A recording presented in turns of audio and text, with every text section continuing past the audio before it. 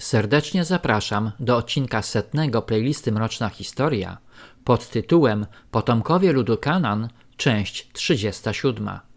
W poprzednim 99 odcinku opowiedziałem o niewolnicy Hagar oraz zniszczeniu Sodomy i Gomory. W tym odcinku opowiem o poszukiwaniach archeologicznych Sodomy i Gomory. Poszukiwania Sodomy rozpoczęto na południowym i północnym brzegu Morza Martwego i według niektórych archeologów ruiny obu miast znajdują się na dnie płytkich wód Morza Martwego w Izraelu. Prawdopodobnie miejsce to znajduje się na południe od wzgórza Jabal as-Sadum, położonego na południowo-zachodnim brzegu Morza Martwego. Współcześnie wzgórze to nazywa się Wzgórzem Sodomskim i ma około 7 km długości i 5 szerokości. Wzgórze Sodomskie w całości zbudowane jest z halitu i pod wpływem erozji doszło do rozdzielenia się masywu. Jeden z filarów oddzielonych od masywu nosi potoczną nazwę Żona Lota. Wzgórze znajduje się w pobliżu Al-Lisan, największego półwyspu nad Morzem Martwym. Półwysep ten oddziela część północną morza od płytkiej południowej części, wykorzystywanej głównie do pozyskania soli. Zarówno wzgórze sodomskie, jak i okoliczne wzniesienia zbudowane są głównie z wapiennych osadów soli i gipsu, których wysokość osiąga nawet 180 metrów. Wydaje się, że Morze Martwe, w którego płytkich wodach znajdują się prawdopodobnie pozostałości Sodomy i Gomory, jest miejscem, gdzie nadal unosi się grzeszny duch sodomitów. W XIX wieku doszło do przynajmniej 2 tajemniczych śmierci, które dotknęły ówczesnych badaczy historii Sodomy. Otóż w 1835 roku irlandzki podróżnik Christopher Costiganna zmarł z głodu i ciepła, pływając po jeziorze. Na jego cześć nazwano północny cypel półwyspu Al-Lisan przylądkiem Costiganna. 12 lat później, w 1847 roku, zaginął powracający z wyprawy nad Morze Martwe brytyjski odkrywca Thomas Howard Molyneux. Na jego cześć południowy cypel półwyspu Al-Lisan nazwano przylądkiem Molina.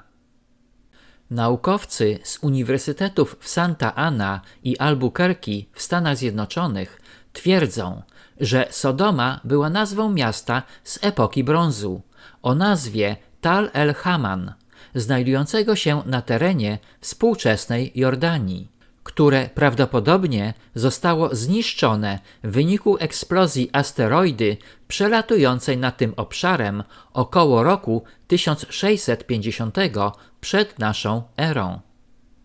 Według uczonych potężna asteroida o mocy 1000 razy większej od bomby zrzuconej na Hiroszymę, pędząca z prędkością 61 000 km na godzinę, pojawiła się nad miastem na wysokości 4 km nad ziemią.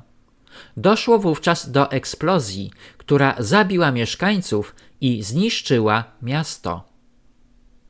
Sodomici mogli ujrzeć tylko oślepiający błysk i dosłownie spłonąć w temperaturze około 2000 stopni Celsjusza. Całe miasto stanęło w ogniu, a potężna fala uderzeniowa, pędząca z prędkością 1200 km na godzinę, zmiotła wszystko na swojej drodze. W wyniku eksplozji mogło ucierpieć nawet Jericho, położone 22 km od Sodomy.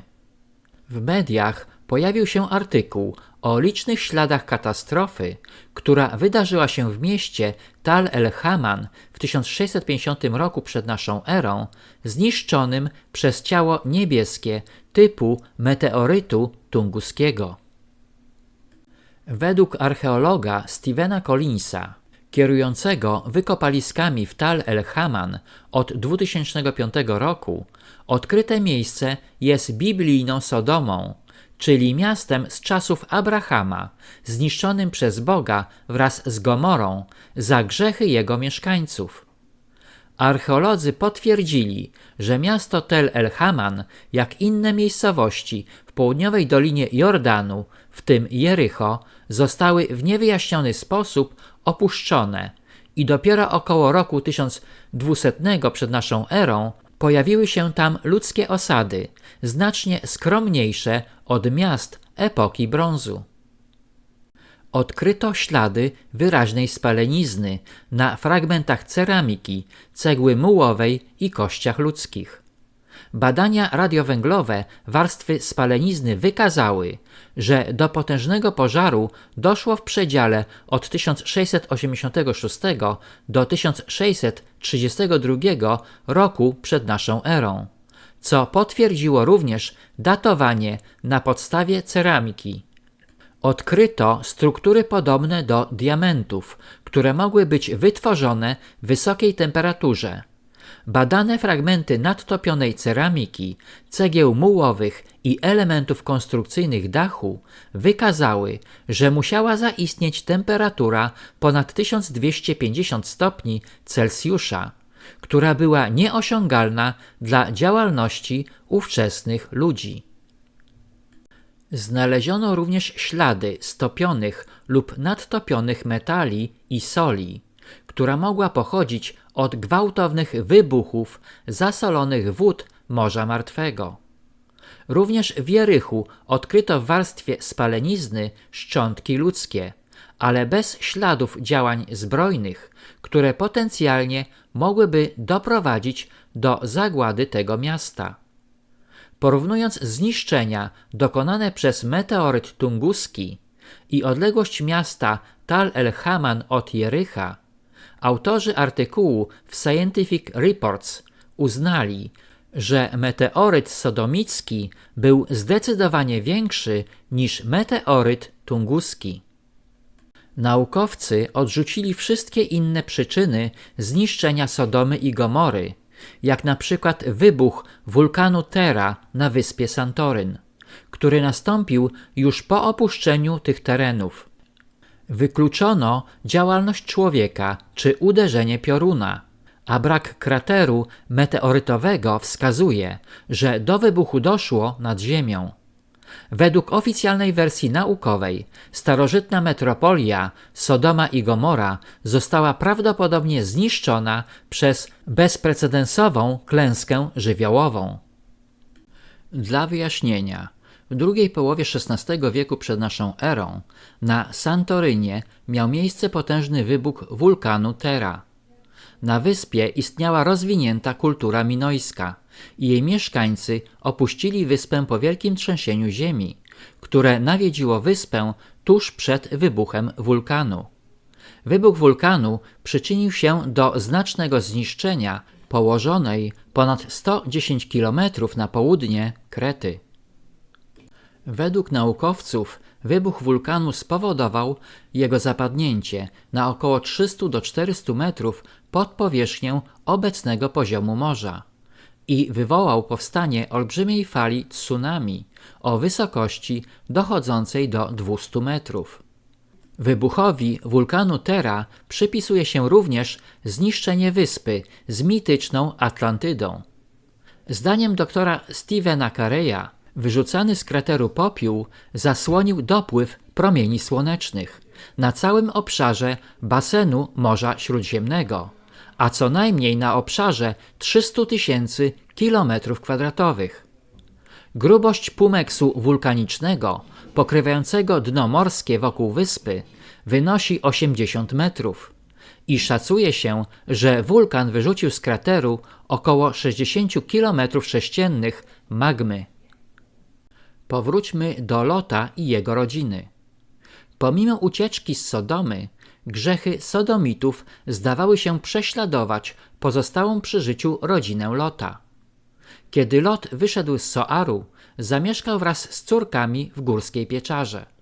Starsza córka rzekła do młodszej: ojciec nasz wprawdzie już stary, ale nie ma w tej okolicy mężczyzny, który by przyszedł do nas na sposób wszystkim właściwy. Chodź więc upojmy ojca naszego winem i położymy się z nim, a tak będziemy miały potomstwo z ojca naszego. Córki upoiły ojca winem i starsza położyła się z nim, a nazajutrz powiedziała do młodszej siostry: oto ostatniej nocy ja spałam z ojcem. Upójmy go winem także tej nocy. I idź ty i śpij z nim, abyśmy obie miały potomstwo z ojca naszego. Upoiły więc i tej nocy ojca swego winem. I poszła młodsza i położyła się przy nim, a on nawet nie wiedział, kiedy się kładła i kiedy wstała. I tak obie córki Lota stały się brzemienne za sprawą swego ojca. W ten sposób córki Lota dopuściły się grzechu kazirodztwa ze swoim ojcem. Z grzechu tego starszej siostrze urodził się syn Moab, który był praojcem dzisiejszych Moabitów, a młodsza urodziła syna Ben-Ami, praojca Amonitów. Niezależnie od miejsca, gdzie znajdowały się Sodoma i Gomora, czy to na dnie Morza Martwego, czy też były starożytnym miastem Tal el-Hamam, ich całkowite zniszczenie przez Boga nie doprowadziło do poprawy moralności czy sumienia ludów z Kanaan, a w szczególności Izraelitów. Dziękuję za wsparcie kanału przez Bajkofitu. Proszę nie zapominać o subskrypcjach, polubieniach i komentarzach. Na tym zakończę odcinek 100, w którym opowiedziałem o odkryciach archeologicznych Sodomy i Gomory. Serdecznie zapraszam do odcinka 101 pod tytułem Potomkowie ludu Kanaan, część 38.